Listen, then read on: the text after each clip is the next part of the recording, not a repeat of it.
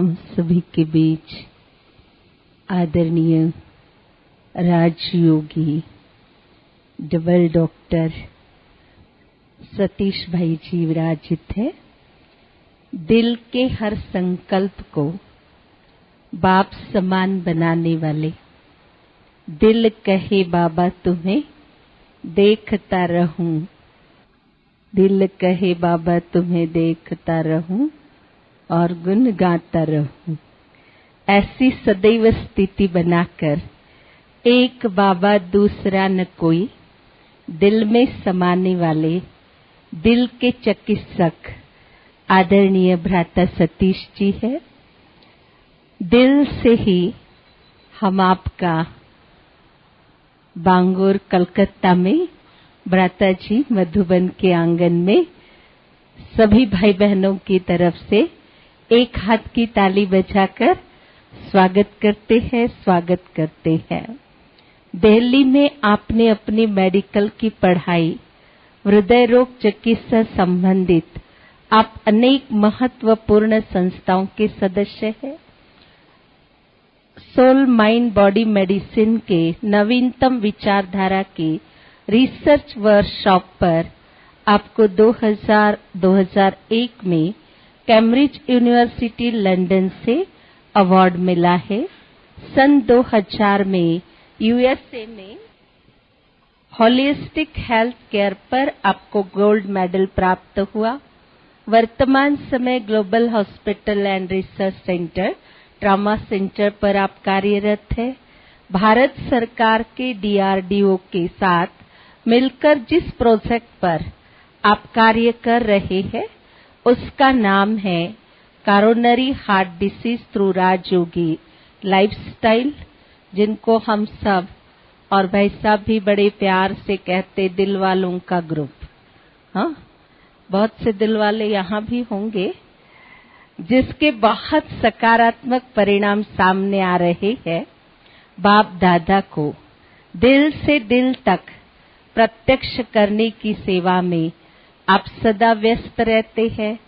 क्या कहें भाई साहब के लिए, कहा जाता है पल पल से बनता है एहसास, एहसास से बनता है विश्वास, विश्वास से बनता है रिश्ते और रिश्तों से बना है कोई खास, जो देते अंधेरों में साहस, दुख में भी हमें साहस, पल पल रहते हैं जो प्यारे मीठे बाबा के दिल के पास।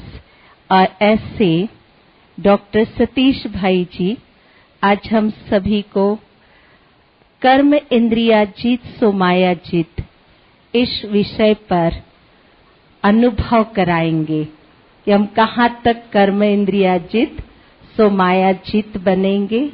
ऐसे भ्राता जी का पुनः स्वागत है। भ्राता सतीश गुप्ता जी। ओम शांति। कर्मेंद्रिय जीत और माया जीत इजी टॉपिक है। इजी है कि मुश्किल है? बड़ा ही गुह्य टॉपिक है और इस पे बहुत गुह्य चिंतन की आवश्यकता है, गहराई में जाने की आवश्यकता है। इसलिए हम 1 मिनट सभी फिर दोबारा से अपनी मन बुद्धि को एकाग्र करके मैं अति सूक्ष्म ज्योति बिंदु आत्मा, परमात्मा अति सूक्ष्म परम ज्योति बिंदु, उसकी संतान, बाबा सातों गुणों का सागर है और मैं सातों गुणों का स्वरूप हूं, उसको फील करें, अनुभव करें 1 मिनट के लिए, इसी में एकाग्र हो जाए। ओम शांति। कर्मेंद्रिय जीत बनने के लिए हम क्या पुरुषार्थ करें, या हमारा इसका क्या है कर्मेंद्रिय जीत? सबसे पहले तो हम कहें, अगर कर्म किसे कहते हैं? कर्म किसे कहते हैं? हाथों से कर्म करना ही कर्म है बस। जो भी हम इन कर्मेंद्रियों से करते हैं, कर्मेंद्रियां कौन कौन सी हैं? आंखें, नाक, कान, मुख और ये त्वचा भी कर्मेंद्रिय है। त्वचा ना, देख स्किन है ना, ऊपर नीचे सारी बॉडी में त्वचा है ना, स्किन है ना, ये भी कर्मेंद्रिय। हाथ पैर भी कवर उसमें आ जाते हैं ना। तो देखना भी कर्म है। देखना कर्म है कि नहीं? हमने सिर्फ देखा, हमने कुछ किया नहीं। देखना भी कर्म है, पढ़ना भी कर्म है। पढ़ते हैं ना, किताब पढ़ते हैं, ये भी कर्म है। सुनना भी कर्म है, सूंघना भी कर्म है, बोलना भी कर्म है। बोलना कर्म है कि नहीं है? कि कर्म अलग है? बोलना भी कर्म है, खाना भी कर्म है, हाथ पैर से जो भी कुछ करते हैं वो भी कर्म है। किसी को चीज को छूना भी कर्म है। अगर हमने विकारों के वश किया तो,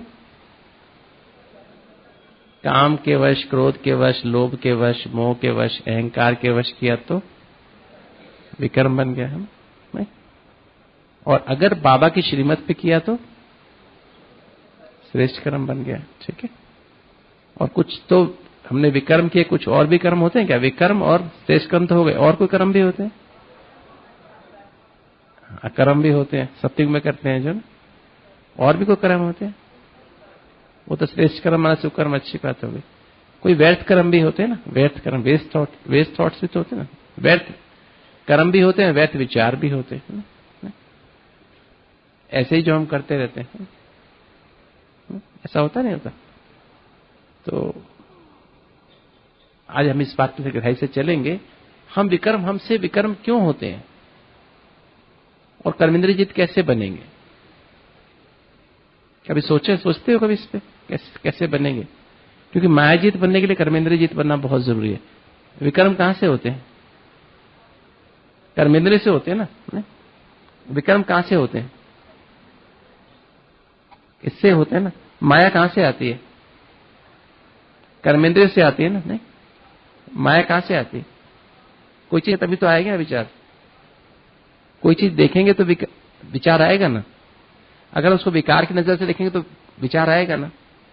तभी तो विचार आएगा। ऐसे सोते सोते ना विचार आएगा। सो रहे हैं आप, विचार आएगा। आंखें बंद करके बैठे हो, विचार आएगा। कान में एकदम बंद करके बैठ जाओ कान को, विचार नहीं आएगा। आंख नाक कान बंद करके बैठ जाओ, विचार कम हो जाएंगे ना, है ना? किंतु ज्यादातर इन पांचों कर्मेंद्रियों से ही हमारे विकर्म होते हैं। मतलब जो माया आती है वो कहां से? माया माना 5 विकार, रावण माना भी 5 विकार। तो ये माया रावण जो है 5 विकार कहां से आते हैं? कर्मेंद्रिय से आते हैं। जब तक हम कर्मेंद्रिय जीत नहीं बनेंगे तब तक हम माया जीत नहीं बन सकते। कर्मेंद्रिय जीत बनने के बाद ही माया जीत बनेंगे, है? तो ये विकर्म कैसे होते हैं और कैसे हम कर्मेंद्रियां क्यों नहीं हमारे वश में क्यों नहीं कर्मेंद्रियां? आंख कहते हैं आंख मेरी है, नाक मेरी है, कान मेरा है, मुख मेरा है ना? फिर मेरे वश में क्यों नहीं है? हम कर्मेंद्रिय जीत क्यों नहीं है? हा? क्यों नहीं है? क्या कह रहे हैं? कंट्रोल नहीं करते। कंट्रोल कैसे करते हैं हम? अच्छा, किसी आपके घर में बच्चे हैं, उनको कैसे कंट्रोल करते हैं बताओ? ये भी तुम्हारे बच्चे हैं ना, समझो। आत्मा के तो बच्चे ही ना, जैसे ये 5 कर्मेंद्रिय आत्मा के बच्चे जैसे है ना, पालना करती है ना उनको। तो कैसे आप अपने घर में बच्चों को कैसे कंट्रोल करते हैं? बच्चों को सबसे प्यार ही खाली ऐसे करते रहो, बस वो ठीक रहेगा, है ना? उसको खाना खिलाना पड़ेगा, उसकी चॉइस जो है उसकी पूरी करनी पड़ेगी। नहीं, पानी पिलाना, दूध पिलाना पड़ेगा, वो कुछ मांगेगा उसको देना पड़ेगा, कपड़े अच्छे अच्छे कपड़े देने पड़ेंगे, नहलाना पड़ेगा, नहीं, है ना? सब कुछ करना पड़ता है ना।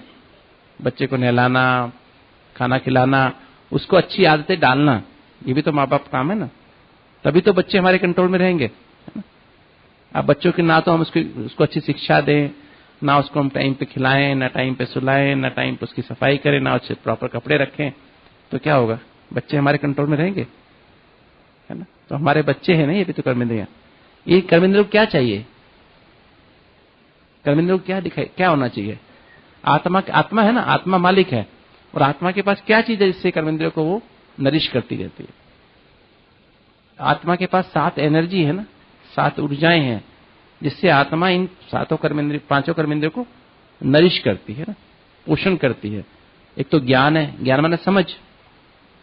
क्या समझ? किस बात की समझ? क्या समझ? कि मैं देह नहीं, मैं स्थूल देह नहीं, स्थूल देह को चलाने वाली अति सूक्ष्म ज्योति बिंदु आत्मा। ठीक है? ये जो मैं दिखाई देता हूं ये मैं नहीं हूं। ये अपने आप को ये समझ दे रहे हैं, हम आंख को समझ दे रहे हैं कि मैं जो हूं, मैं अति सूक्ष्म ज्योति बिंदु आत्मा। ये जो सामने भाई साहब दिखाई दे रहे हैं, ये सामने जो बहन जी दिखाई दे रही है, ये स्थूल देह नहीं, ये भाई या बहन नहीं, अति सूक्ष्म ज्योति बिंदु आत्मा है, ये समझ, ठीक है। और मैं अति सूक्ष्म ज्योति बिंदु आत्मा, या सामने जो बैठी है आत्मा अति सूक्ष्म ज्योति बिंदु आत्मा, दोनों भिक्टियों के मध्य और दोनों ब्रेन के कंट्रोल रूम, दोनों brain, right brain left brain ना, इसका जो कंट्रोल रूम है कौन सा है? हाइपोथैलेमस। इन दोनों का ब्रेन का भी कंट्रोल रूम हाइपोथैलेमस है। तो हाइपोथैलेमस के मध्य में स्थित, हाइपोथैलेमस में ऐसी सेल्स हैं जो आत्मा से एनर्जी निकलती है ना, ज्ञान, 7 एनर्जी निकलती है, ज्ञान, पवित्रता, शांति, प्रेम, सुख, आनंद और शक्तियां। इन 7 एनर्जी को वो सेंस करती है।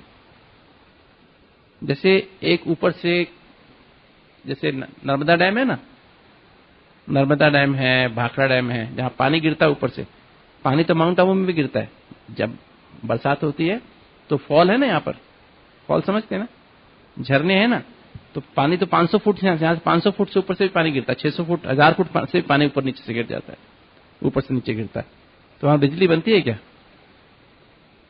किंतु भाखड़ा डैम में 300 फुट ऊपर से पानी, 300 फुट थोड़ा ऊपर है, 300 फुट से ऊपर से पानी गिरता है और वो टरबाइन्स के ऊपर पड़ता है। टरबाइन्स होती है ना, और उससे टरबाइन चालू हो जाती है, टरबाइन चालू होती है और टरबाइन चालू होने से बिजली पैदा होती है। और बिजली को कहां स्टोर कर लेते हैं? डायनामो में स्टोर करते हैं। डायनामो में स्टोर करते हैं तो उससे फिर वो हाई टेंशन वायर्स के द्वारा पावर हाउस में जाती है। हर सिटी में पावर हाउस बने होते हैं, पावर हाउस में जाती है, वहां से 22,000 वोल्ट की तारें, फिर 11,000 वोल्ट की तारें, और फिर हमारे पहले 22,000 वोल्ट के बड़े बड़े पावर हाउस होते हैं, फिर उसके बाद 11,000 वोल्ट के हमारे शहर के जो पावर हाउस होते हैं, 11,000 वोल्ट की तारें आती हैं, और उससे फिर हमारे घर में 220 वोल्ट की करंट आती है। उससे क्या होता है? हमारे घर में 220 वोल्ट की करंट आई तो उससे हम क्या क्या करते हैं? पंखे चलते हैं, बल्ब जलते हैं, और एसी चलता है, कूलर चलते हैं, और हीटर चलता है, फ्रिज चलता है, और कंप्यूटर चलते हैं, प्रेस होती है, और क्या करते हैं आप? मिक्सी में आप है ना वो बनाते हैं, मैंगो शेक बनाते हैं, है ना, मोबाइल चार्ज करते हैं, और क्या क्या करते हैं जी? माइक्रोवेव चलता है, हॉट ना, ओवन चलता है, वॉशिंग मशीन चलती है, कितने सारे काम होते हैं ना, होते नहीं होते? टीवी चलता है, टीवी सबसे इंपॉर्टेंट चीज है ना, टीवी चलता है ना, तो कितनी सारी चीजें चलती है ना। नहीं, कैसे चला? आप जाके एक टीवी को वहां रख दो जहां पानी नीचे गिर रहा है ना, तो वहां चलना शुरू हो जाएगा क्या? वहां से बिजली बन रही ना, तो सीधा वहीं रख दो, चलेगा क्या? नहीं चलेगा ना, प्रोसेस है ना उसका। या 22,000 वोल्ट की तार से सीधा जोड़ दो टीवी को, तो क्या होगा? टीवी उड़ जाएगा। नहीं ऐसा होगा, है ना, उसका प्रोसेस है ना। स्पिरिचुअल एनर्जी, जैसे ऐसे ही यहां पर आत्मा से एनर्जी निकल रही है, स्पिरिचुअल एनर्जी निकल रही है, और वो वहां पर मेंटल एनर्जी में, मानसिक ऊर्जा में बदल रही है। मानसिक ऊर्जा में ना, मन में बदल रही है। उससे वो ज्ञान जो निकला ना, ज्ञान ने समझ, मैं आत्मा हूं, ये जो है, ये विचार पैदा हो रहा है। क्या पैदा हो रहा है? ये विचार पैदा हो रहा है, ठीक है। मतलब वो जो एनर्जी थी, ज्ञान निकल रहा था, अब वो विचार बन गया। क्या बन गया? मैं आत्मा हूं।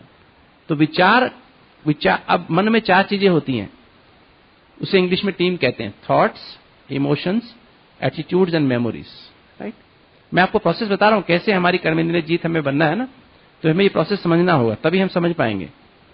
तो आत्मा कैसे नरिश कर रही है कर्मेंद्रिय को ना, तो वो विचार है ना, वो विचार वहां से निकलता है, ठीक है। और वो विचार जितना हम इंटेंसली करते हैं, इंटेंसिटी से करते हैं, उसको फील करते हैं, है ना, विचार फिर भावना में बदल जाता है। विचार और भावना में क्या फर्क है? क्या फर्क है? बोलो, कलकत्ता वालों को तो पता होना चाहिए। विचार और भावना में क्या फर्क है? विचार, जब कोई विचार गहराई से करते हैं, जब गहराई से उस विचार को करते हैं तो भावना बन जाता है। किसी व्यक्ति के बारे में मुझे विचार उठा, कोई व्यक्ति मुझे मिला, उसने पहले ओम शांति बोला एक दिन, फिर अगले दिन मिला, भाई जी ओम शांति, है ना, और थोड़ा प्यार से बोला, है ना।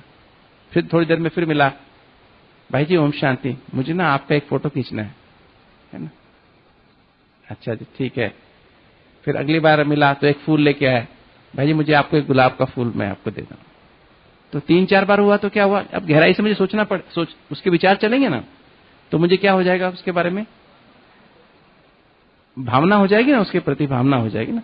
उसकी मेरे प्रति भावना है कि तो मेरे मन में उसके प्रति भावना नहीं थी, कि तो अभी क्या हो गया उसके मन में, मेरे मन में 3-4-5 बार वो मिला, है ना, तो क्या हुआ, भावना। उसके बारे में विचार चलने शुरू हो गए तो भावना, और दो भावना होने के बाद दो व्यक्तियों के बीच में जो भावना होती है उससे वाइब्रेशन फ्लो करना शुरू कर देते हैं। ठीक है, 1000 किलोमीटर दूर बैठे हो तो भी क्या होगा, जैसे एक बच्चा और माँ है तो उसके वाइब्रेशन कितने दूर तक जाते हैं, दोनों के बीच में भावना होती है ना, तो दूर तक 1000 किलोमीटर दूर तक भावना जाती है ना। और जब भावना प्रोलॉन्ग हो जाती है, वही भावना को आप लंबे समय तक रखो अपने मन में, तो क्या होगा, वो आपकी वृत्ति बन जाती है। क्या बन जाती है, वृत्ति बन जाती है। और वृत्ति जब बन जाती है, वृत्ति माना सर्कल बन गया ना, आप विचार माना एक बिंदु, भावना माना 10 बिंदु, 15 बिंदु, 20 बिंदु, ठीक है, वही विचार बार बार आ गया तो भावना बन गई। और वही विचार हम उसको ही लंबा करते गए तो क्या बन गया, सर्कल बन गया, एक वृत्त बन गया ना। अब वृत्त बन गया तो क्या हुआ, अब उसमें पहला बिंदु कौन सा, आखिरी बिंदु कौन सा, सबके सब पहले बिंदु है, सबके सब आखिरी बिंदु है ना। तो आप उस सर्कल में घूम जाते हो ना। अब उससे वायुमंडल बन जाता है। क्या बन जाता है, वायुमंडल। क्योंकि जब आपकी वृत्ति माना एटीट्यूड बदलता है तभी आप कर्म करते हो। संकल्प खाली आने से कोई कर्म नहीं करता है, भावना आने के बाद भी कर्म नहीं करते हैं। कोई आपको व्यक्ति 3 बार मिला, ओम शांति, क्या भाई साहब मुझे 10,000 रुपए दे दो ना आप, मैंने 10,000 रुपए निकाले उसको दे दिए, ऐसा है क्या। हा? भावना में आके 10,000 रुपए कहेंगे तुम पागल थे क्या, तुमने 10,000 रुपए दिए उसको। मेरी बात समझिए आपने। कई लोग भावना में आके काम करते हैं ना, तो कहते हैं उसे क्या कहते हैं, उनको समझदार नहीं कहते ना। कि तो जब मैं उससे, मेरा उससे बहुत समय का संबंध हो गया, बहुत समय की मेरी उससे वो मिलना जुलना हो गया, मेरी वृत्ति बन गई, नहीं ये व्यक्ति बहुत अच्छा है, बहुत अच्छा व्यक्ति है, ईमानदार व्यक्ति है, कैसा व्यक्ति है, अच्छा व्यक्ति है, तो अब मेरा एक्शन में कर सकता हूं उसके साथ। ठीक है, मेरा एटीट्यूड बदल गया उसके प्रति, अभी वो जो कहे मैं उसके अनुसार कर्म कर सकता हूं। एटीट्यूड बदलने के बाद हम कर्म करते हैं। ठीक है, बिना एटीट्यूड बदले हम कर्म नहीं बदल करते हैं। हमारे जब तक वृत्ति ना बदले उसके प्रति, वृत्ति से दृष्टि बनती है ना, फिर जैसी वृत्ति होगी मुझे वही नजर आएगा। मेरी वृत्ति में वो आदमी बहुत अच्छा है, वो बहन जी बहुत अच्छी है, फिर बहन जी जो कहेंगे मैं कर दूंगा। ठीक है, मेरी वृत्ति बन गई ना अभी, वो भाई साहब बहुत अच्छे हैं, तो भाई साहब जो कहेंगे मैं कर दूंगा। ठीक है, तो वो वातावरण, वायुमंडल बन जाता है उस व्यक्ति के आसपास, उसमें आप फिर वो कर्म कर लेते हैं। अगर एक बार किया तो वो कर्म उस क्या कहलाता है, वो इंप्रेशन कहलाता है। क्या कहलाता है, इंप्रेशन कहलाता है। और वो ही कर्म हम, अगर वो कर्म ने एक बार किया और उससे फायदा हो गया या नुकसान हो गया तो क्या कहलाता है वो नुकसान हो गया। इंप्रेशन बना, एक इंप्रेशन बन गया कि ऐसे कर्म करने से ऐसा होता है। ठीक है, अभी मान लीजिए मैंने कर्म तो कर लिया, नुकसान हो गया, अब मैंने एक दूसरे से शेयर किया कि मैंने वो किया, इससे तो बहुत नुकसान हो गया। मैं जा रहा था, रास्ते से बिल्ली आई एक रास्ता काट गई, तो मेरे को इंप्रेशन तो पड़ा कि मम्मी कहती है काम खराब होता है बिल्ली से, बिल्ली रास्ता काटे तो नहीं, इंप्रेशन तो था क्योंकि पहले बिल्ली गई तो मैंने मन में तो आया, मैंने कहा क्या फर्क पड़ता है, बिल्ली पता नहीं चूहा खाने जा रही थी, शायद मैं ही उसके रास्ते में आ गया, है ना, तो मैं परवाह नहीं करता क्योंकि तो मेरा काम खराब हो गया। अब घर पे वापस आया, बोला मैंने मम्मी को, बोला मम्मी मेरा ना, मैं गया था रास्ते में, बिल्ली का वो काम आज हुआ ही नहीं। क्या बात है बेटा, कैसे क्यों नहीं हुआ? अरे वो ना रास्ते में ना बिल्ली रास्ता काट गई। आप कहते हैं बिल्ली रास्ता काट? हाँ मैंने तो कहा था पहले, तुझे बैठ जाना चाहिए था, जाना नहीं चाहिए था आगे, है ना, थोड़ी देर बैठ जाता था ना, काम ठीक हो जाता था, है ना। फिर किसी और को, अच्छा फिर किसी और ने कहा, किसी और को उसने सुनाया कि आज क्या अच्छा काम नहीं हुआ, काम कैसे होता, बिल्ली रास्ता, घर से बाहर निकलते बिल्ली रास्ता काट गई थी, है ना। उसने कहा काम तो खराब होना ही था। तो 4-5 लोग ने रीएनफोर्स कर दिया तो क्या बन गया, बिलीफ सिस्टम बन गया नहीं बन गया? बिलीफ बन गया ना। अब जब भी रास्ता काटेगी बिल्ली तो क्या होगा? मैं काम करने जाऊंगा, मैं बैठ जाऊंगा। नहीं ऐसा? किसी ने छींक मारी, मैं निकला तो फिर क्या होगा? कहते छींक मारने से काम खराब हो जाता है ना, निकलते हैं तो ना। ऐसे बहुत सारे बिलीफ सिस्टम बन जाते नहीं बन जाते? कई लोग रीइंफोर्स कर देते हैं ना, उसका मुंह देखा काम खराब हो गया है ना। सबसे पहले किसका मुंह देखता है आदमी उठ के? हा? अपना मुंह देखता है ना। तो अपना मुंह देखने से काम खराब हो गया ना, नहीं कि उसका मुंह देखने से काम खराब हुआ। तो ये हमारे बिलीफ सिस्टम बन जाते हैं ना। तो ये बिलीफ सिस्टम हमारे बन गए है ना। और वही चीज को जब हम बार बार करते हैं तो क्या होता है? हमारा संस्कार आदत बन जाती है, और आदत बनने के बाद परवश हो जाते हैं। ये कर्मेंद्रियां 63 जन्म से, जब से हमारे अंदर देहाभिमान आया, तब से हमारे अंदर हमें कोई चीज को देखा, सबसे पहले हम देह देखी। द्वापरिक शुरू होते, द्वापर हम सतयुग त्रेता में देह नहीं देखते थे। हम देह के आसपास जो आभामंडल था ना, ज्ञान गुण आभामंडल क्या होता है? ये वायुमंडल बताया ना मैंने, वृत्ति से वायुमंडल बनता है। जो आभामंडल है, आभामंडल में क्या होता है? ये जो सातों एनर्जी हैं, ज्ञान, पवित्रता, शांति, प्रेम, सुख, आनंद और शक्तियां, ये सातों एनर्जी से आभामंडल बनता है। जब आत्मा में सातों चीजें भरपूर रहती हैं तो वो एनर्जी आसपास इकट्ठी होती रहती है। सत्युग में वो बहुत ज्यादा होती है।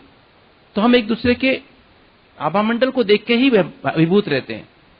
हमारा व्यवहार गुणों में व्यवहार होता है, देह हमें नजर नहीं आती है। देह में नजर नहीं आती एक दूसरे की।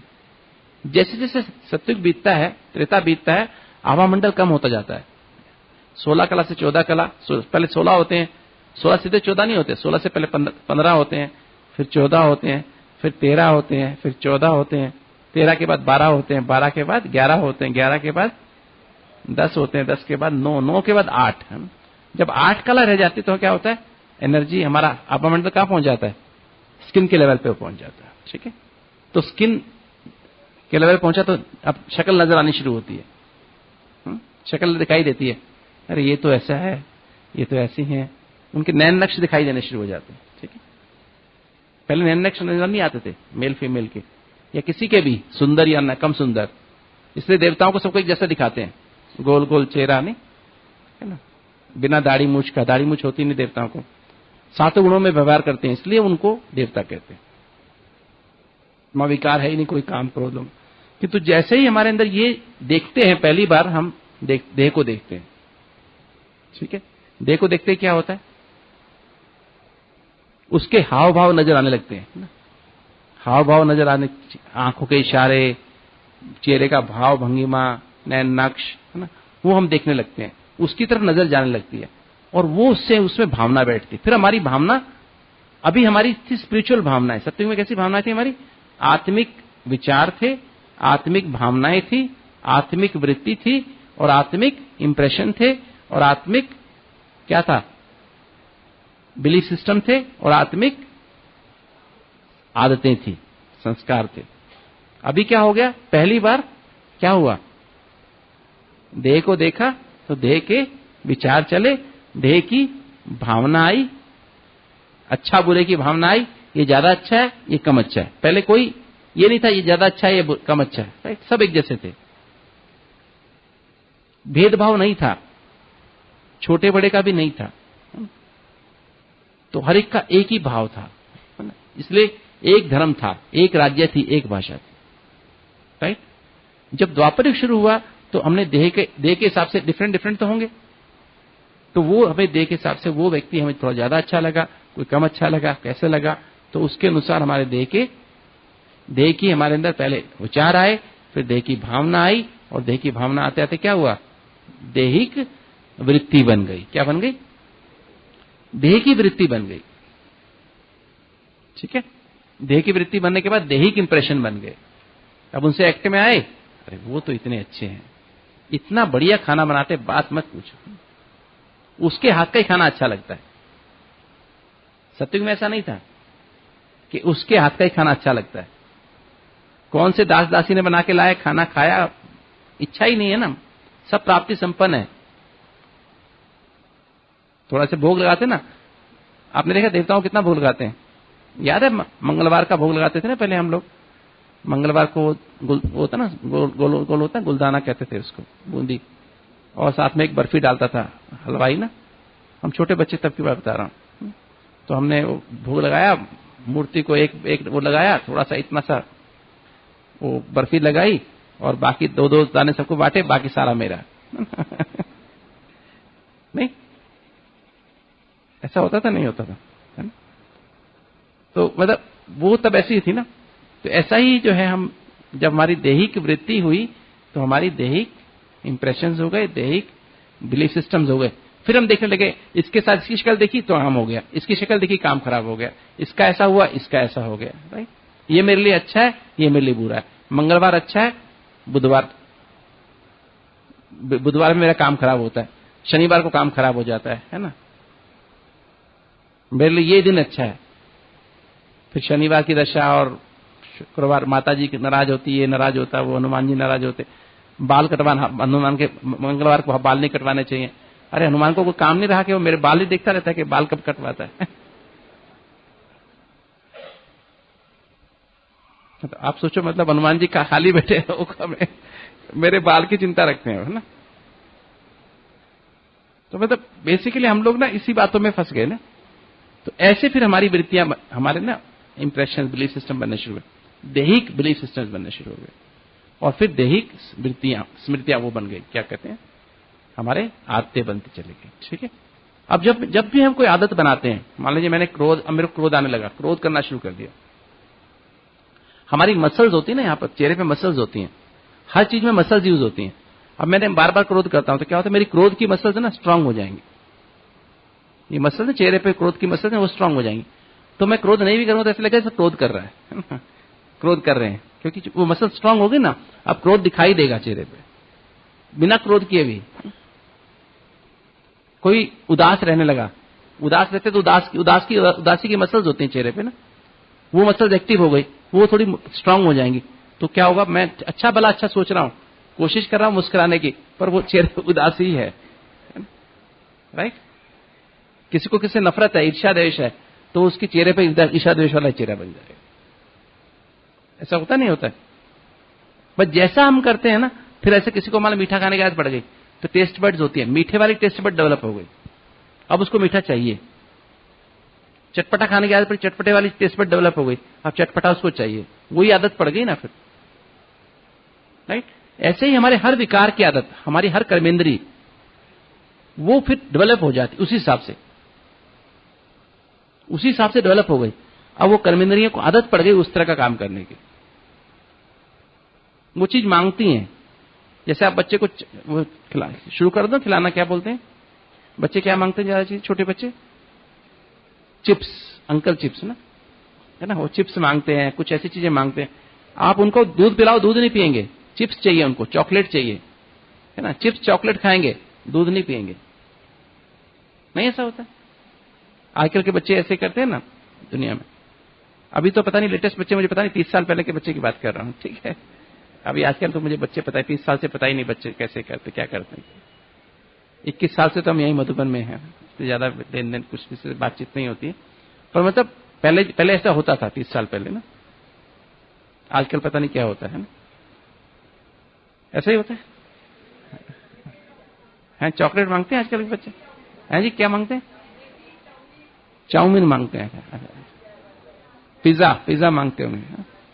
तो मतलब ये जो है आज, ये तुम्हारी आदतें ऐसी बनी हैं, कर्मेंद्रियां इसके वश हो गई हैं, जीभ के वश हो गई हैं, है ना। आंखें भी, वो टीवी देखना है, वही उसी की चीज देखनी है, वही सीरियल देखना है, उसके वश हो गई हैं।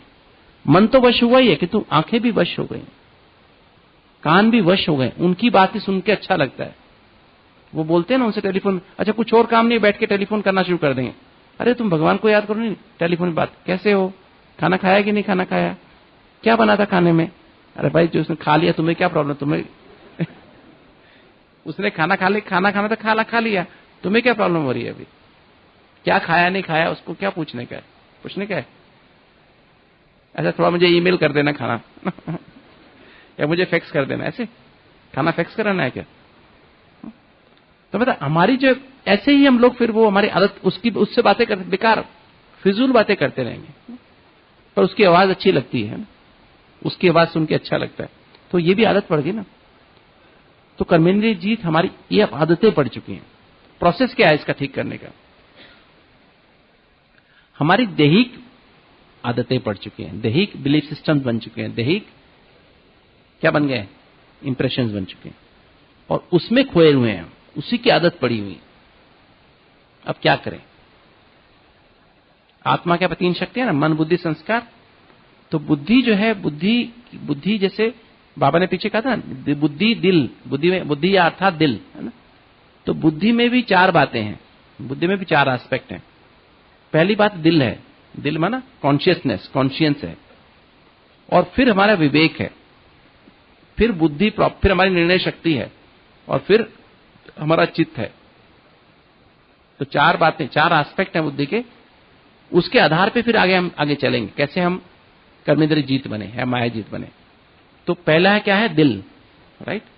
दिल में क्या होता है? दिल में ये 7 एनर्जी भरी होती है। आत्मा से, आत्मा एक बिंदु है, अति सूक्ष्म ज्योति बिंदु, उससे 7 एनर्जी उसमें भरी हुई है, सत्युग में भरी होती है। सत्तो प्रधान का शब्द कहां से आया? सत्तो माना 7, प्रधान माना भरपूर। आत्मा सत्युग में सत्तो प्रधान पावन है। पावन एक स्थिति का नाम है।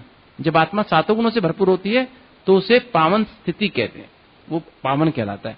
जब तमो प्रधान माना ये जब आत्मा में 7 गुण लगभग ना के बराबर रह जाते हैं, तमो माना अंधेरा, जब 7 गुण ना के बराबर रह जाते हैं तो आत्मा पतित कहलाती है। पतित भी एक स्थिति है जिसमें ना तो ज्ञान है, ना पवित्रता है, ना शांति है, ना रूहानी प्रेम है, ना अतीन्द्रिय सुख है, ना आनंद है, ना शक्तियां। ठीक है, जब 7 गुणों में भरपूर है, सतो प्रधान है। तो जब आत्मा 7 गुणों में भरपूर थी तो क्या था? दिल जो है हमारा, कॉन्शियसनेस हमारी कैसी थी? 7 गुणों से भरपूर थी। और उसके आधार पर विवेक, विवेक माना परखने की शक्ति।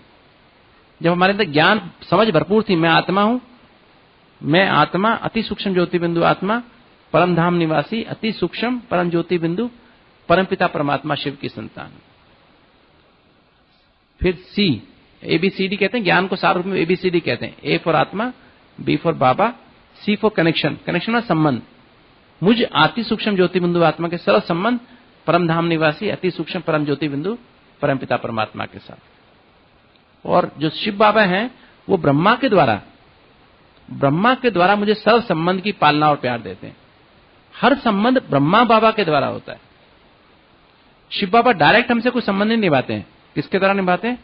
चाहे माँ का संबंध हो, चाहे बाप का 9 मुख्य संबंध बाबा से हमारे होते हैं। वैसे तो सारे संबंध हैं, किंतु 9 मुख्य संबंधों का अनुभूति हम सबको होनी चाहिए बहुत गहराई से।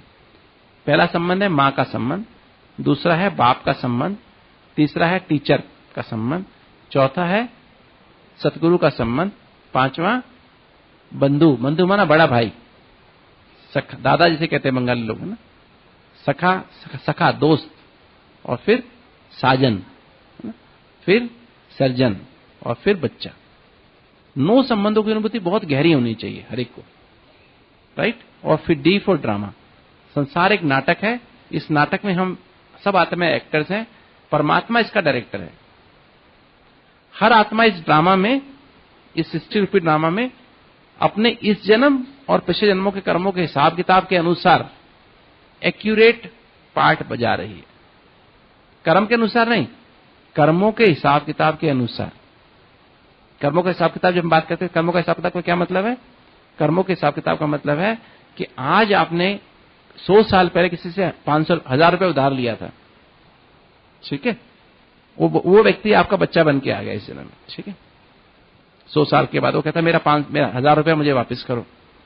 1000 रुपए तो वापस कर दिया, पर हिसाब किताब ना ब्याज के साथ वापस करो। ब्याज कितना हो गया 1000 रुपए का 100 साल के बाद? मैंने एक बार हिसाब लगवाया था, अब हमारे चार्टर्ड अकाउंटेंट है नीचे शांतिवन में, उसको मैंने बताओ 1000 रुपए का कितना 100 साल के बाद कितना हुआ? उसने कंपाउंड इंटरेस्ट जोड़ के बताया 52 करोड़ 48 लाख रुपया। कितना हो गया? 52 करोड़ 48 लाख रुपया। तो 1000 रुपया लिया था, आपने वापस नहीं किया।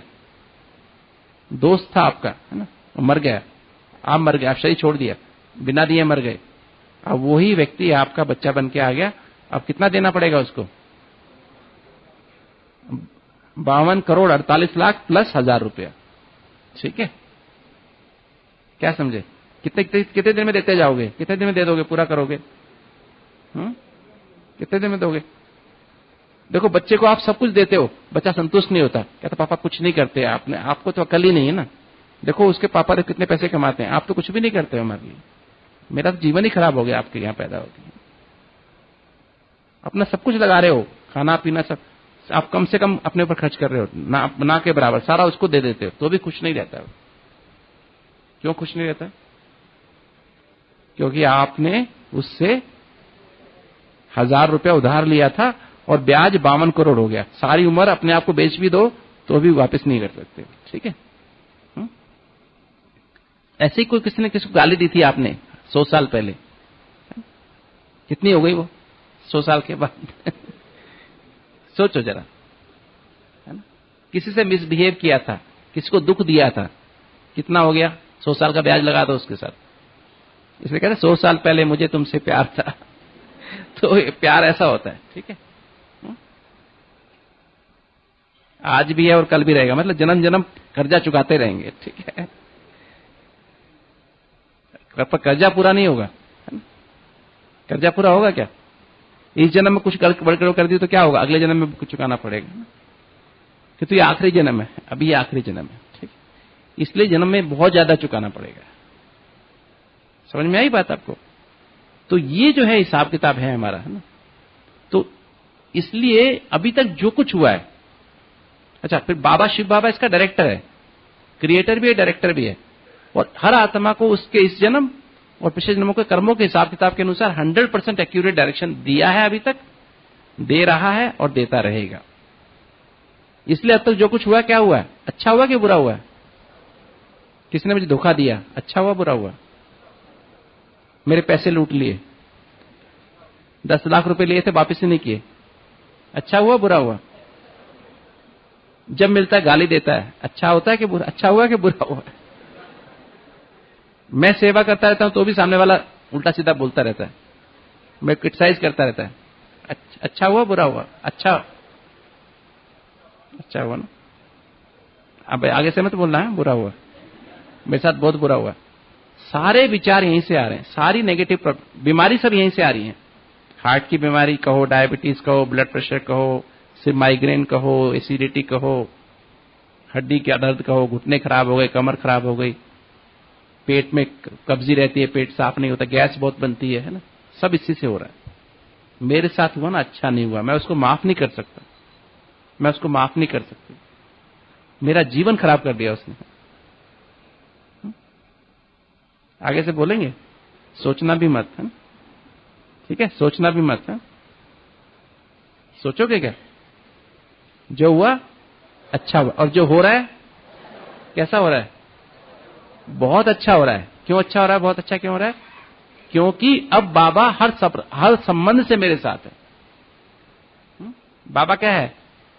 सर्व संबंध से मेरे साथ है। किस में साथ है? हर सेकंड मेरे साथ है, हर संकल्प में मेरे साथ है, हर बोल में मेरे साथ है, हर श्वास में मेरे साथ है, हर कर्म में मेरे साथ है, और सर्व संबंध से साथ है, एक संबंध से नहीं है, सर्व संबंध से साथ। ठीक है, तो जब आप, और जो होने वाला है, क्या होने वाला है? उस सबसे अच्छा होने वाला है। क्या होने वाला है? निरोगी काया होगी, है ना? क्या होगा? निरोगी काया हो, यशस्वी जीवन होगा, धन धान्य संपन्न होगा, सोने हीरे जवाहरात के महल होंगे, डॉक्टर होंगे नहीं, वकील होंगे नहीं, कोर्ट होंगे नहीं, गर्मी सर्दी होगी नहीं, एसी की आवश्यकता नहीं होगी, फर्स्ट क्लास होगा। ठीक है, कितने साल ठीक ठाक रहेंगे हम? कम से कम 4500 साल तो ठीक ठाक रहेंगे। ठीक है, कितने साल? 4500 साल तो ठीक ठाक रहेंगे। 4500 क्या, 4900 साल ठीक ठाक रहेंगे। आखिरी में 50 साल 60 साल गड़बड़ होगी और तभी बाबा मिल जाएगा। ऐसा ही होगा ना? तो हम लोग ठीक ही रहने वाले, पूरा कल्प ही ठीक रहने वाले। इस जन्म में भी अच्छे थे ना, बुरे तो नहीं थे ना। तो बाबा ने हमको ये जितना, इसी को मेडिटेशन कहते हैं। इसी को बार बार अंदर मन में रिवाइज करते रहो, बार बार रियलाइज। जैसे आज की मुरली है, बाबा क्या बोल रहे हैं? नूरे रतन, जिनको सारी दुनिया याद करती है, उसको, वो किसको याद करता है? वो हमको याद करता है। हम कौन हो गए? कौन बड़ा हुआ? बच्चे बड़े हुए कि बाप बड़ा हुआ? हम बाबा के नैनों के नूर हैं। कई बार मैं सोचता हूं, अगर मैं बाबा के नैनों का नूर हूं, रोशनी हूं, तो अगर मेरे अंदर बॉडी कॉन्शियसनेस आ गया तो बाबा की तो दिखाई नहीं देगा कुछ भी, क्योंकि मैं मिट्टी आ गई ना, और मैं बाबा का नजर हूं, तो फिर क्या होगा? बाबा को दिखाई नहीं देगा, फिर रियल नजर नहीं आएगा। तो मेरे को साफ रहना है, ठीक है? साफ रहना माना सोल कॉन्शियस बन के रहना, ठीक है? समझ में आए? तो जितना इसको रिवाइज और रियलाइज करते जाते, उतना मेरी मन और बुद्धि पवित्र होती जाती। पवित्रता वो जितना आप, जब आप इसको गहराई से, ये विचार है जो बाबा ने हमें समझ दी, ABCD की समझ दी, जैसे आज की मुरली है, इस मुरली को जितना आप रिवाइज करोगे, बार बार मनन करोगे, मैंने बताया इंटेंस थॉट्स बिकम्स इमोशंस। जब ये हमारी भावना में आ जाना चाहिए, ये मुरली जो है ना, आज की जैसे मुरली है, ये हमारी किस में आनी चाहिए? एक एक लाइन बाबा की मुरली किस में आनी चाहिए? हमारी भावना में आ जानी चाहिए, इंटेंस हो जानी चाहिए, गहराई। एक एक मुरली का जब लाइन हमारी गहराई में चले जाओगे ना, तो हमारे अंदर भावना, इमोशनल चेंज आ जाएगा। और जब इमोशनल चेंज आएगा तो क्या होगा? जब इमोशनल चेंज आएगा और उसको फिर लंबा समय करो, प्रोलॉन्ग कर दो, प्रोलॉन्ग करो तो क्या हो जाएगा? हमारी वृत्ति बन जाएगी। फिर ऐसी हमारी वृत्ति, जो बाबा कहते ना, ज्ञान सूर्य तुम हो, मैं ज्ञान सूर्य हूं, तुम मास्टर ज्ञान सूर्य हो। तो फिर हम मास्टर ज्ञान सूर्य की जैसे मेरी एटीट्यूड ही बन जाएगा कि मेरे से जो निकलती है शक्ति, किरणें निकल रही हैं, शक्ति है ज्ञान, पवित्रता, शांति, प्रेम, सुखानंद शक्तियां हैं। ये जो आसपास जितने भी विकर्म के, मतलब जो मेरे हैं विकर्म, और जो मेरी कर्मेंद्रियां हैं जिनमें विकर्म भर गए, और जो भी मेरे सामने आत्माएं आती हैं, उनके विकर्म भी खत्म होते जा रहे हैं, कमी कमजोरी भस्म होती जा रही है। राइट? जैसे सूरज के सामने क्या होता है? वहां कोई कमी कमजोरी, मच्छर मक्खी रह सकते हैं क्या? धूप में देखो, एक भी मक्खी नहीं मिलेगी, एक भी मच्छर नहीं मिलेगा। मच्छर छाया में मिलेगा, है ना? तो ऐसे धूप होगी तो क्या होगा? ना कोई भी विकार, काम, क्रोध, लोभ, मोह, अहंकार आ ही नहीं सकता है। राइट? तो ऐसा जब हम करेंगे तो हमारी वृत्ति बड़ी, वृत्ति के हिसाब से भी कर्म होंगे। तो वृत्ति मेरी बन जाएगी इस मुरली के हिसाब से, आज की मुरली के हिसाब से, और फिर वैसे मेरे इंप्रेशंस होंगे, और फिर वैसे मेरे नए बिलीफ सिस्टम बनेंगे, नई बिलीफ सिस्टम बनेंगे, फिर नई आदतें बनेंगी, नए पर्सनैलिटी ट्रेट्स बन जाएंगे। और कर्मेंद्रियों में अभी क्या आएगा? मेरे चमक आ जाएगी। क्या चमक आ जाएगी? अब मुस्कुराने वाली जो मसल्स है ना, वो एक्टिव हो जाएंगी। ठीक है? अभी कौन सी वाली मसल्स एक्टिव थी? गुस्सा करने वाली, उदासी वाली नहीं। तो चेहरे पे उदासी या कभी क्या था? गुस्सा, है ना? अभी क्या होगा? अब देखो, जब आप मेडिटेशन करते हो सब मुस्कुराने लगते हो। क्यों मुस्कुराने लगते हो? मुझे याद है जब 86 में पहली बार जब मैं आया ना, शिलवन इसी कमरे में, यहीं पे शिविर चल रहा था, तो मैं अकेला डॉक्टर था, 40 लोग थे हमारे शिविर में। तो मैं हमेशा क्लास में फर्स्ट आता रहा, पहली क्लास से लेकर के ना। तो मैंने कहा, अब ये तो क्या बात है, पढ़ाई क्या बड़ी बात है, ये तो स्पिरिचुअल पढ़ाई, ये तो मैं पक्की कर ली मैंने। वो बहन जी बता रही थी, मैं नोट भी करता जाता था। फिर मैं बाबा, वो शिलवन यहाँ पे मेडिटेशन कराती थी, तो मुस्कुराती थी मेडिटेशन में। तो मैं तो देखता, मैं तो मुस्कुराता नहीं हूँ। फिर मैं साथ वाले को देखता, वो भी मुस्कुराता था थोड़ा, इधर वाले को देखता, वो भी मुस्कुराता था, पीछे वाले को देखता, वो भी थोड़ा थोड़ा मुस्कुरा रहा है, मैं ही नहीं मुस्कुरा रहा हूं। तो मेरे को टेंशन होती थी। मैंने कहा बाकी सब मुस्कुराते हैं, चलो शीलू बहन, चलो उससे तो जानबूझ के मुस्कुराती हो, है ना, क्योंकि वो टीचर है ना, हमको जैसे दिखाने के लिए मुस्कुराती हो, किंतु पर ये क्यों मुस्कुरा रहे हैं? ये तो मेरे जैसे नए नए हैं।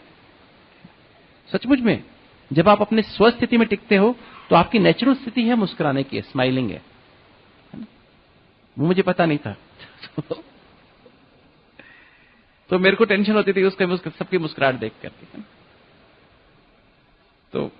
तो नेचुरल जब मुस्कुराते ना, तो आप जितनी देर मेडिटेशन करते रहोगे क्या होगा? धीरे धीरे क्या हो जाएगा?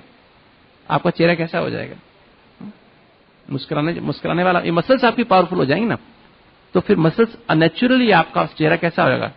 सदा मुस्कुराता हो, सदा खिला हुआ गुलाब जैसे। राइट? ऐसे ही आपकी आंखों को देखने की आदत है। अभी आंखों कौन सी आदत पड़ती जाएगी? जैसी वृत्ति वैसी दृष्टि, है ना? तो वैसी दृष्टि बनती जाएगी आपकी।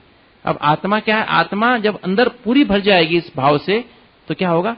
फिर सचमुच में बाबा ने कहा ना, अभी पीछे की मुरली थी ना, लास्ट संडे की मुरली थी, सचमुच में आत्मा ही नहीं कि आत्मा ऐसे आत्मा ही दिखाई देगी।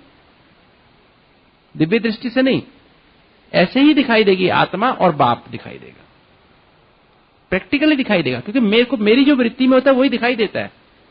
देखो, मेरे को कोई व्यक्ति कह दे ये भाई साहब बहुत अच्छे हैं, बहुत अच्छे हैं, बहुत अच्छे हैं, चाहे वो बदमाश आदमी है ना, वो गलत काम करेगा तो भी नहीं, आदमी तो बहुत अच्छा है ना, मतलब मेरे मन में वृत्ति बदल के तो मैं उसके गलत काम में मुझे अच्छे दिखाई देंगे। और अगर मेरी वृत्ति उसके बाद अच्छे आदमी के बारे में खराब हो तो क्या हो जाए, तो क्या मेरा बार बार भर भर के मुझे आदमी बहुत खराब है, आदमी बहुत खराब, ऊपर से अच्छा करता है अंदर से बहुत खराब है, वो कोई कहेगा नहीं ये भाई साहब ना बाहर से बहुत गुस्सा कर, बाहर अंदर से बहुत अच्छे, अंदर से बहुत अच्छे, हाँ ठीक है अंदर से तो बहुत अच्छे हैं, पर बाहर से जरूर थोड़ा गर्म दिमाग गर्म दिखाई देता है, अंदर से बहुत अच्छे हैं।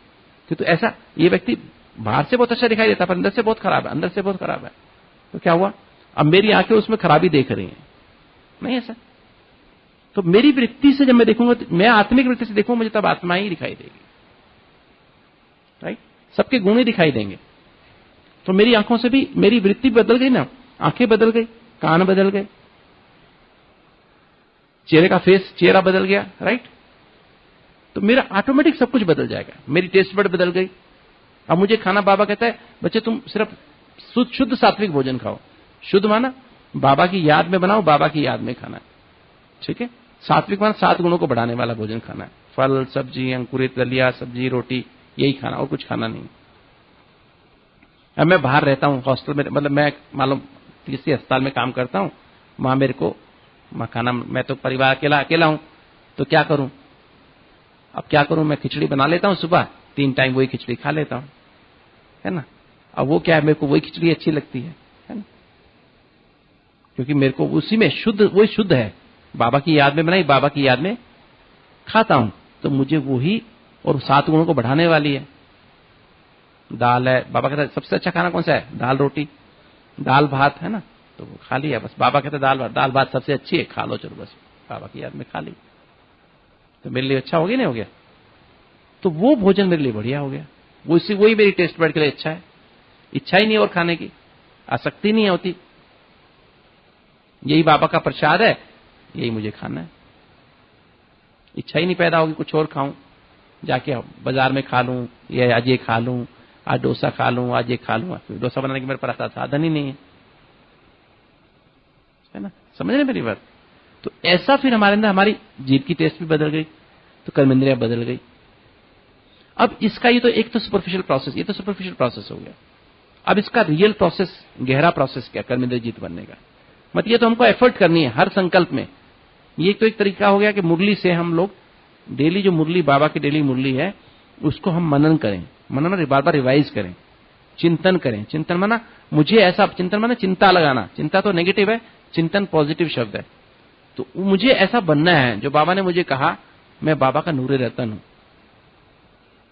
बाबा का नैनो, बाबा की मस्तक मणि हूं, बाबा मुझे मस्तक में धारण करता है, बाबा मेरी महिमा करता है, तो क्या मैं महिमा के लायक बनूं ना, मुझे बनना है बाबा की महिमा लायक बनना है, कि बाबा मुझे मेरी महिमा करे, बाबा मुझे अपने दिल के पास रखे, वो एवर प्योर, और मुझे गंदे विचार आने चाहिए क्या, मुझे देह के विचार आने चाहिए क्या, मुझे ऊंच नीचे के विचार आने चाहिए क्या, नहीं, सदा शुद्ध विचार, ब्रह्मा बाबा के जैसे विचार थे, ब्रह्मा बाबा की जैसे वृत्ति थी, वैसी वृत्ति मेरी होनी चाहिए ना, मुझे ऐसा बनना है। चिंतन किया, फिर मंथन, मंथन माना अब मैं उसमें खो जाता हूं, मुझे बनना ही है, कैसे भी करके बनना ही है, कैसे बनूं बाबा।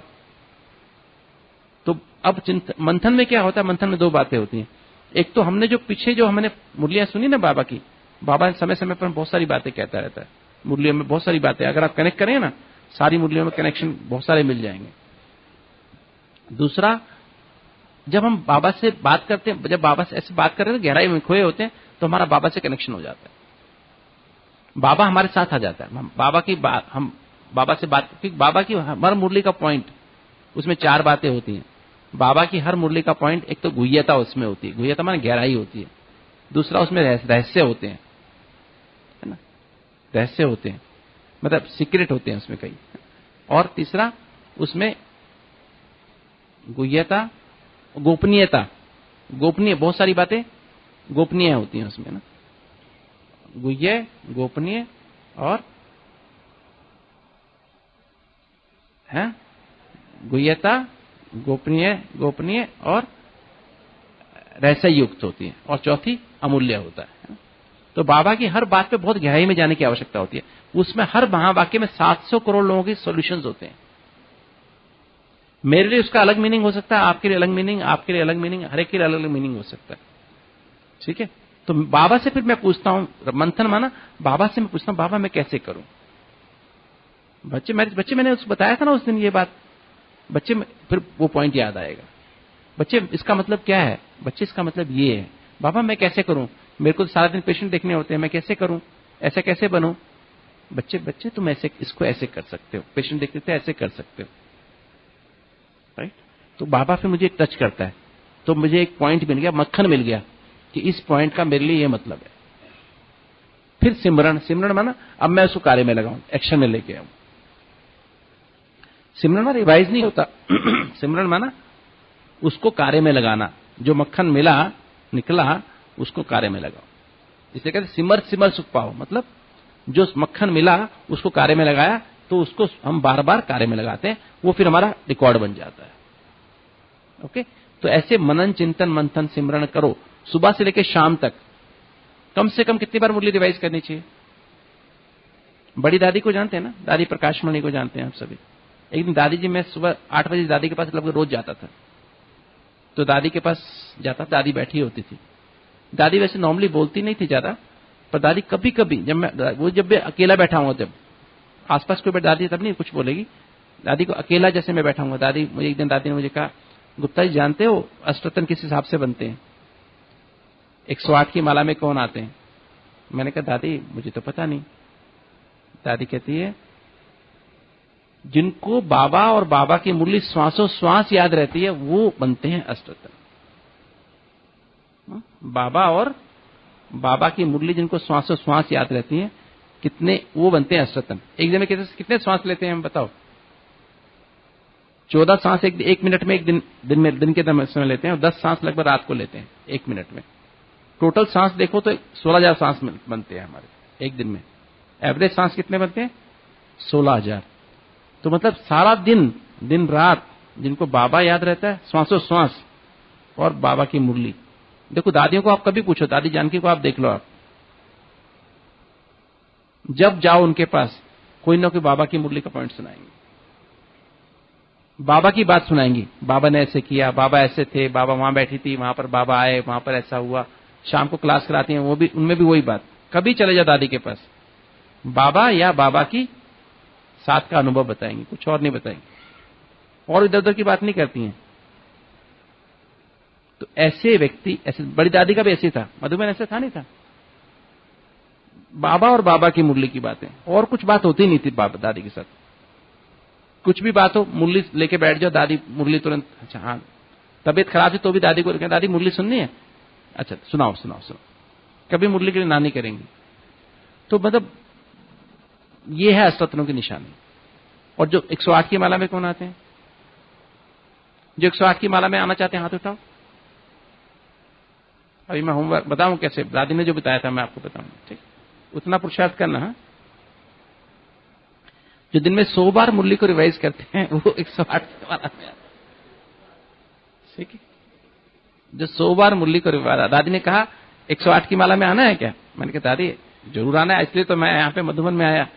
तो दादी कहती अच्छा तो पुरुषार्थ बताओ क्या है? मैंने कहा दादी बताओ ना। दादी कहती बाबा कहते बच्चे 100 बार कम से कम मुरली के पॉइंट्स आपको याद आने चाहिए। बाबा और बाबा के मुरली के पॉइंट 100 बार कम से कम दिन में याद आने चाहिए। मैं दादी कैसे होगा, 100 बार कैसे याद आएंगे?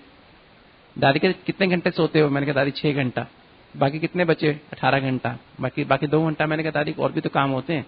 अच्छा ठीक है, वो 2 घंटे उसके भी दे, तो बाकी 16 घंटे हुए ना। तो 16 घंटे में हर घंटे में लगभग 6 बार याद आनी चाहिए। कितनी बार याद आनी चाहिए? 6 बार याद आनी चाहिए। ठीक है, कर सकते हैं 1 घंटे में 6 बार। सारी मुरली नहीं, मुरली का एक पॉइंट निकाला। मुरली का जैसे होता है ना, मैंने हमेशा ये कहता हूं, मैं मुरली को बोलता हूं कि मुरली जैसे मुरली क्या है, बाबा का प्रेम पत्र है ना हमारे लिए। तो प्रेम पत्र कहां रखते हैं वैसे? दिल के पास रखते हैं ना, दिल के पास रखते हैं। और फिर पढ़ते कब है? कब पढ़ते हैं? जब आप पहले आसपास देखते कोई है तो नहीं, है ना?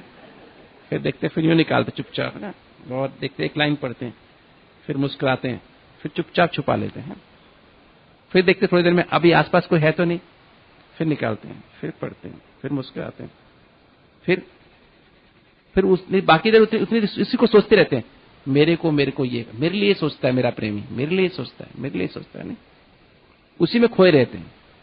इसलिए क्या कहते हैं, हाथ काढ़े दिल याद। मत ऐसी लगन जिसको होती है ना, वो 108 की माला में आती। विनाश के डर से याद करते हैं, वो 108 की माला में नहीं आते। ठीक है, तो इतना हमको ध्यान करना है। दूसरी बात, अभी जो है हमको फिर 16,000 की माला में कौन आते हैं? राजा रानी 16,000 ही बनते हैं। वो कौन आएंगे? एक दिन में 8 पहर होते हैं। 3 घंटे का एक पहर होता है ना, 2 पहर माना, 3 घंटे 6 घंटे हो गए ना, तो 12 बज गए, तो दोपहर हो गई ना, दोपहर हो गए। ऐसे हमारे टोटल 8 पैर होते हैं, जो कम से कम दिन में 8 बार मुरली को रिवाइज करते हैं। सारी मुरली नहीं कह रहा हूं मैं, मुरली के पॉइंट, जैसे एक पॉइंट देखा, उसका मनन चिंतन मंथन सिमरण किया, फिर दूसरा पॉइंट देखा, उसका मनन चिंतन मंथन सिमरण किया। कभी वरदान, कभी स्लोगन, कभी कोई और लाइन, कभी धारणा का कोई बात, एक एक लाइन वही बुद्धि में चलती है। 8 बार जो कम से कम मुरली को रिवाइज करें। 8 बार करोगे 16,000 में आ जाएंगे, राजा रानी बनेंगे, है ना। और 9 लाख में कौन आते हैं? प्रजा कौन बनती है? प्रजा भी फर्स्ट क्लास होती है, जो कम से कम रोज 1 घंटे सुबह सुबह जो क्लास का टाइम है, 6 से 7 होता है, 7 से 8 होता है, वो क्लास में आके मुरली सुनती है, इंटरनेट पे नहीं। कई लोग कहते हैं इंटरनेट पे मुरली सुन लेते हैं, मोबाइल में मुरली देख लेते हैं, मुरली मोबाइल में सुनते हैं। मोबाइल पे नाश्ता करते हो क्या आप? मोबाइल पे तो नाश्ता नहीं होता ना। तो हमें जो है मुरली भी जो है हमारी जो है वो क्लास में, वो रिकॉर्डिंग रूम होता है, वहीं जाके वो रिकॉर्ड होती है। शक्ति भी, जो भी बहन मुरली सुनाती है, भाई सुनाता है, उसके तरफ बाबा वो शक्ति भी भरता है धारण करने की। तो हमें 16,000 की माल एक दिन, अगर कोई 1 घंटा लेट होता है मुरली में, तो बाबा कहता है 1 जन्म लेट हो जाता है। ये है ना, मुरली पढ़ा होगा ना मुरली में, जो क्लास में 1 घंटा लेट, वो सत्युग का 1 जन्म लेट हो जाएगा। ठीक है, 2 घंटा लेट तो 2 जन्म लेट, 3 घंटा लेट तो 3 जन्म लेट, है ना।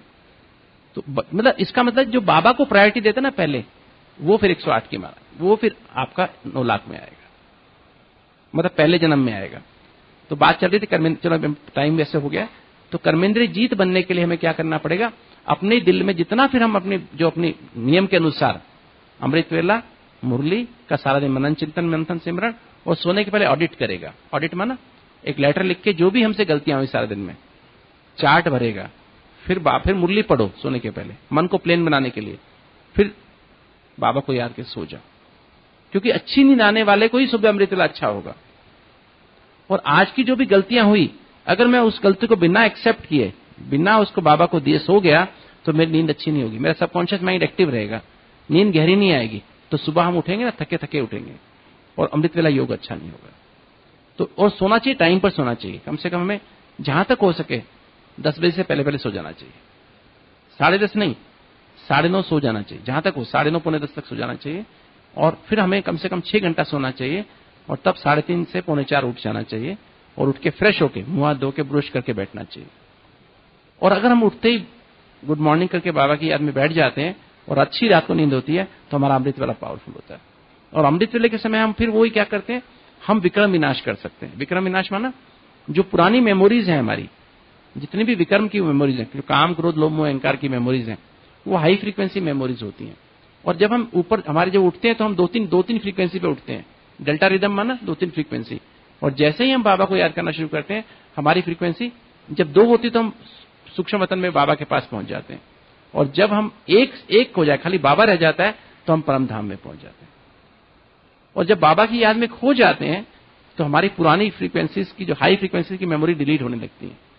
उसे कहते हैं विक्रम विनाश। विक्रम विनाश माना आज, जैसे कल मैंने कोई व्यक्ति मिला था, मुझे गुस्सा, उसको देख के गुस्सा आया था, उसको देख के मुझे थोड़ा सा विचार चले थे। आज व्यक्ति वो मुझे मिलेगा, आज उसको देख के गुस्सा नहीं आएगा, उसको देख के याद ही नहीं आएगा इसने मुझे कल क्या कहा था। ये निशानी है कि विक्रम विनाश मेरा उस व्यक्ति के साथ हुआ। ठीक है, उस व्यक्ति को देख के मेरे संकल्प नहीं चलेंगे, उस गलत काम करने की आज इच्छा नहीं होगी। कल हुई थी, आज नहीं होगी। ठीक है, तो इस तरह से हमारे विक्रम विनाश होते हैं। तो जैसे जैसे विक्रम विनाश होते जाएंगे तो आत्मा की एनर्जी, जो आत्मा के साथ एनर्जी है, वो मेरी कर्मेंद्रिय में पहुंचेंगी। ज्ञान, पवित्रता, शांति, प्रेम, सुख, आनंद, शक्तियां पहुंचेंगी तो कर्मेंद्रियों को पोषण मिलेगा, और पोषण मिलेगा तो मेरी कर्मेंद्रियां क्या होंगी, तब वो उनकी चंचलता समाप्त होगी। तब आंखें मांगेगी नहीं मुझे ये देखना है, जीभ मांगेगी नहीं मुझे ये खाना है, कान कहेंगे नहीं मुझे ये सुनना है, कान कहेंगे नहीं मुझे बाबा की मुरली सुननी है। बाबा कहते हैं बाबा से सुनो, बाबा से खाओ, फिर मुझे तो ये सिंपल भोजन ही मेरे लिए अच्छा है, राइट। तब हमारी कर्मेंद्रियां हमारे वश में होंगी और तब हम मायाजीत बनेंगे, तब हमसे विक्रम बार बार नहीं होंगे, राइट। और जब मायाजीत बन जाएंगे तो प्रकृति जीत बनेंगे। प्रकृति माना शरीर, सबसे पहले शरीर 5 तत्वों का बना हो ना। ये हमारी जो बोन्स हैं, मसल्स हैं, ज्वाइंट्स हैं, जो अंग हैं हमारे, और लगभग 70% हमारी बॉडी पानी से बनी हुई है। अगर आप 70 किलो के हैं तो लगभग 48 किलो उसमें पानी है। ठीक है, कितना पानी है? 48 kg पानी है उसमें। और वायु, हमारे हर सेल में वायु भरी हुई है। फेफड़ों में तो वायु है ही, हर सेल में ऑक्सीजन भरी हुई है, कार्बन डाइऑक्साइड भी भरी हुई है। ठीक है, फिर वो वायु है।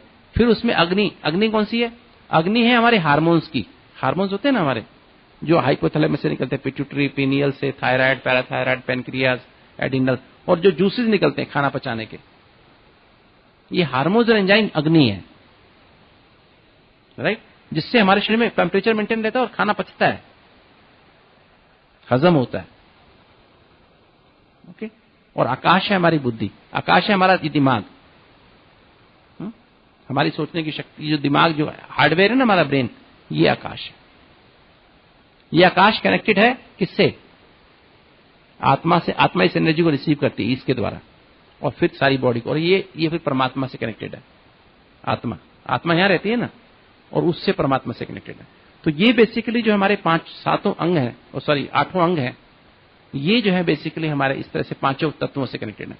अगर ये 5 चीजें हमारे 5 तत्व, मतलब 8 अंग हमारे कंट्रोल में आ जाएं, तो ये प्रकृति जो है ना, ये प्रकृति जो हमारे बाहर की प्रकृति, ये भी हमारे वश में आ जाएगी। सबसे पहले मुझे इस प्रकृति पर कंट्रोल करना है, अपनी कर्मेंद्रियों पर, अपने अंगों पर कंट्रोल करना है। कैसे कंट्रोल होगा? जब इनको ज्ञान पहुंचेगा, तो समझ पहुंचेगी, तो समझ से काम करेंगे सब हाथ पैर और सब कर्मेंद्रियां। इस समझ, ABCD की समझ, किसी से मिले इस भाव से ना मिले ये व्यक्ति ऐसा है, नहीं, जो हुआ अच्छा हुआ। किसने मेरी महिमा की, उसको मैं जाके बहुत उसकी महिमा करनी शुरू कर दूं, उसके पास ही बैठ जाऊं, वो भी गलत है, वो भी पाप है। किसी के प्रभाव में आऊं, वो भी पाप है। बल्कि सबसे बड़ी पवित्रता इस समय ब्राह्मणों की कौन सी है? हमारे अंदर विकार नहीं रहा, अभी काम विकार नहीं रहा, क्योंकि सबसे बड़ी अपवित्रता कौन सी है? लगाव। किसी भी व्यक्ति के प्रति लगाव रखना है अपवित्रता है। कोई भी हो, देदारी, इवन घर में भी कोई व्यक्ति होते हैं, उनके प्रति लगाव रखना गलत बात, वो भी अपवित्रता है। झुकाव, उसकी बात सुनूं, उसकी सुनूं, उससे बात कर लूं, कोई मुझे अच्छा लगता है, ये भी अपवित्रता है। प्रभाव, किसी व्यक्ति के प्रभाव में आना भी अपवित्रता है। एक व्यक्ति, एक का ही प्रभाव होना चाहिए, सर शिव बाबा का, चाहे लौकिक हो चाहे अलौकिक हो, किसी के प्रभाव में नहीं आना चाहिए। सारा लगाव उससे रखो, सारा झुकाव उससे रखो, सारा प्रभाव उससे रखो, और किसी व्यक्ति से टकराव रखना। ब्राह्मण कभी किसी से टकराव नहीं रख सकता है, किसी भी व्यक्ति से, चाहे आपकी गिलानी करने वाला हो, कोई भी हो, किसी से टकराव मत रखो। सबके प्रति सच्चा प्यार होना चाहिए, तो वो है पवित्रता। ठीक है, जब ऐसी पवित्रता हमारे अंदर होगी तो बाबा हमारे दिल में आता है। ओके, तब बाबा हमारे दिल में, माना हमारी कॉन्शियसनेस में बाबा आ जाएगा, और बाबा आएगा तो फिर क्या होगा? ऑटोमेटिक हमारी विवेक हमारा ईश्वरीय हो जाएगा, बुद्धि दिव्य हो जाएगी, चित्त हमारा शांत हो जाएगा, आनंदमय हो जाएगा। और तब मेरे अंदर जो स्मृतियां हैं, कौन सी वाली जागृत हो जाएंगी? तब मेरी स्मृतियां जागृत होंगी, संपूर्ण ब्राह्मण स्वरूप की स्मृतियां जागृत होंगी, फरिश्ता स्वरूप की स्मृतियां अंदर रिकॉर्ड है, वो जागृत हो जाएंगी, और देवता स्वरूप की स्मृतियां जागृत होंगी। जब वो मेरी ब्राह्मण स्वरूप, संपूर्ण ब्राह्मण स्वरूप, मतलब जब मेरा कंप्लीट ब्राह्मण स्वरूप जागृत हो जाएगा, फरिश्ता स्वरूप जागृत हो जाएगा, तो मेरी वृत्ति फिर फरिश्ता जैसी हो जाएगी। तब भावना फरिश्तों जैसे होगी, तब मेरा क्या होगा,